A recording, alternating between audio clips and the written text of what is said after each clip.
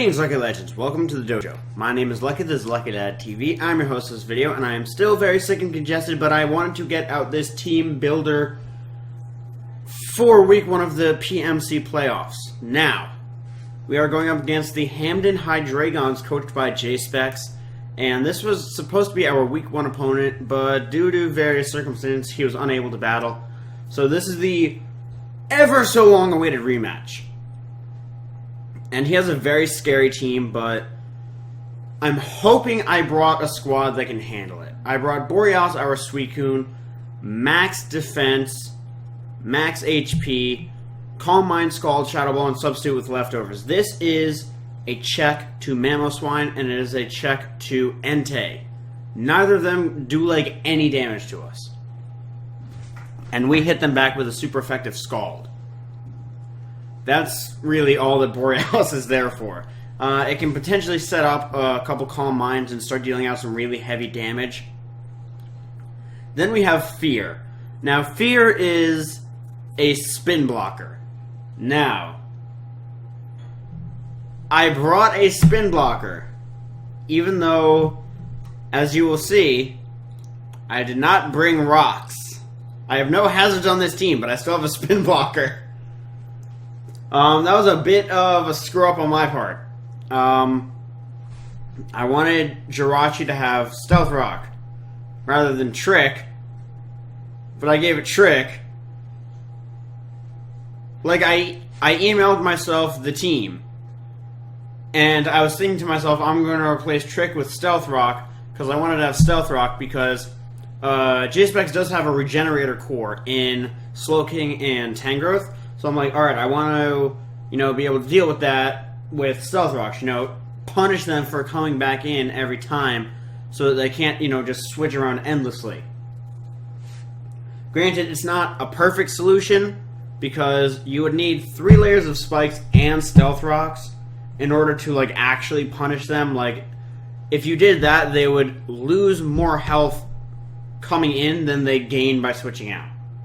So that would be the only way. But I ended up giving it Trick anyway. I'll explain the set in just a bit.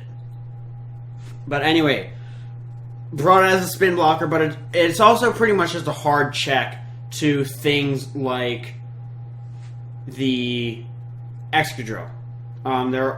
It also pretty much walls things like Miltank and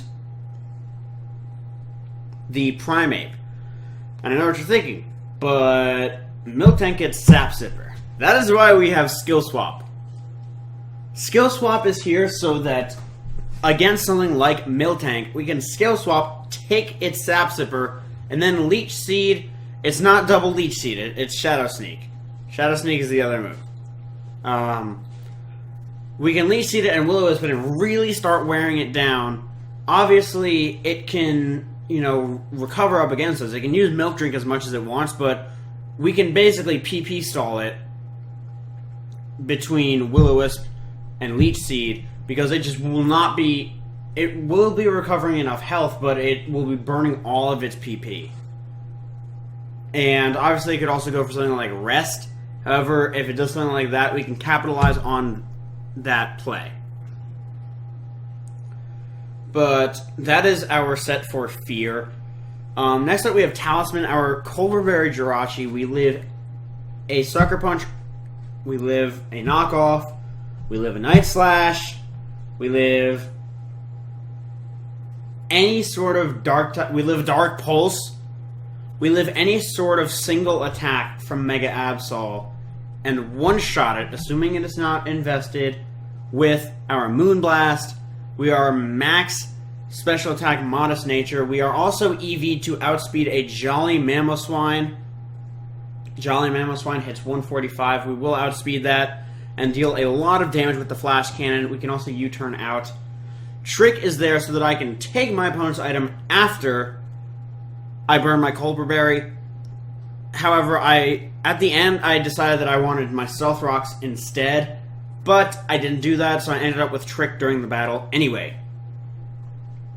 Next up, we have Malice. Malice is our Assault Vest Crocodile. Malice is extremely important in this matchup for getting rid of things like Slowking and Latios. With Pursuit, it is a max attack Pursuit, Jolly Nature to make sure that we outspeed Excadrill, take it out with something like an Earthquake, unless it is, of course, invested. But Pursuit, Knock Off, Earthquake, and Power Up Punch. Power Up Punch is just like 4th slot. It really isn't for anything specific. It's not like we can actually set up against anything on our opponent's team, except for potentially the Miltank. Like, if we're up 1v1 against the Miltank, I guess we can Power Up Punch against it, but really it was just, you know, an extra slot that I wanted to fill. Pursuit, Knockoff, and Earthquake. Knockoff is for utility mostly, and Earthquake is really great stab. Pursuit is for the Latios and the Slowking.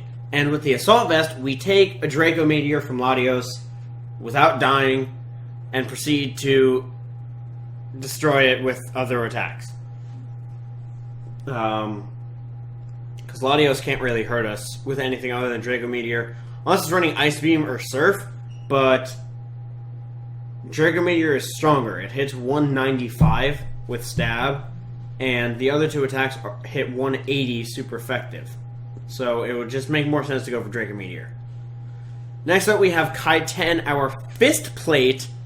Hitmontop, max special defense, max attack Adamant Nature, 4 in speed, completely arbitrary. It doesn't really outspeed anything off the top of my head. Close Combat, Mach Punch, Sucker Punch, and Bulk Up. Why Bulk Up? Because it doesn't learn Swords Dance. That's why. At +3, we one-shot pretty much everything on my opponent's team except for, I believe, a max defense Slowking. We take care of pretty much everything else between Mach Punch, Close Combat, and Sucker Punch. Sucker Punch is really just for Latios. That's really all it's there for. Mach Punch hits pretty much everything else harder. The one potential problem with this set is we lose to Cofagrigus because it'll burn us before we can Sucker Punch. But that's really the set there. I'm really hoping it works out. I don't know if it's going to. It's kind of risky. I apologize that I still sound nasally. But the last piece of this puzzle, which was actually the first piece of the puzzle, is Elegance, our Choice Scarf Sylveon. Choice Scarf Sylveon outspeeds a Jolly Mega Absol by 1 point. Or like half a point, something like that. Or maybe like 2 points. I don't know. We very, very narrowly outspeed it. But we do outspeed it. I have Baton Pass, Hyper Voice, Shadow Ball, and Hidden Power Water.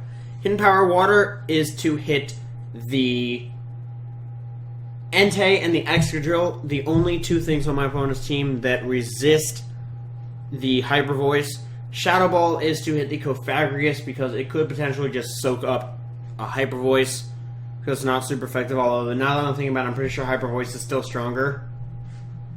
But Shadow Ball does get Spadef drops sometimes.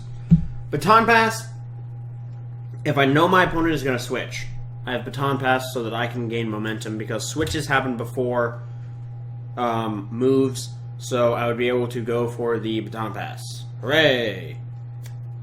But that's it for the squad. That's all there really was to it.